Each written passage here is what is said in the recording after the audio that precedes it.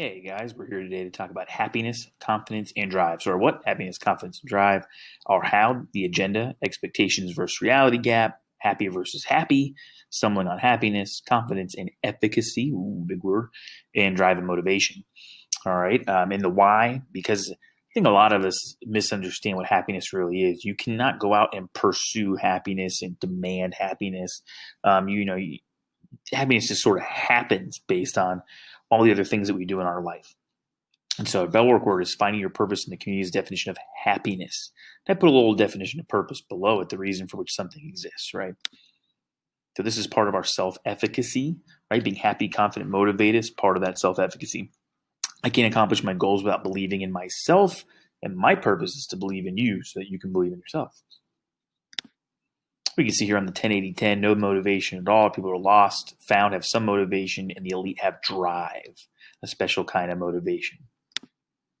Dare to be happy, right? Look at what Denzel says. That's the expectation versus reality gap. If I expect all this stuff, my reality is this big, we're in trouble. We want the expectation and reality to be close together. Lou Holtz once said, if you want to be happy for a day, eat a steak, right? We want to be happy for a lifetime. That takes work. So happiness for a lifetime. Next answer is finding your purpose. Humans are the only animal that thinks about the future. Interesting, right? See some of the stumbling upon happiness stuff. Are happy people wealthy? What about children? People that have children are not any more happy than people without them. They're actually less happy, but they have more purpose.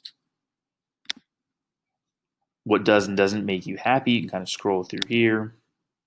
What about confidence? Well, Albert Bandura's theory of self-efficacy, the name of this entire shebang, unit that we're on.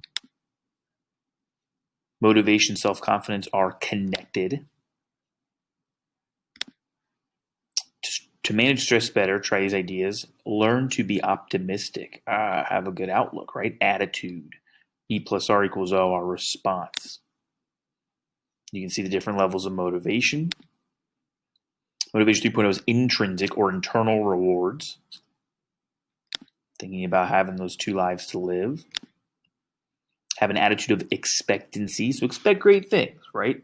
You don't have to have an unrealistic expectation. Oh, I'm winning the lotto tomorrow. I'm going to be worth $400 million. That's ridiculous. But you have an attitude of expecting good things to happen and being positive that today will be a great day. You can see some, Russell Wilson motivation, awesome motivational speaker.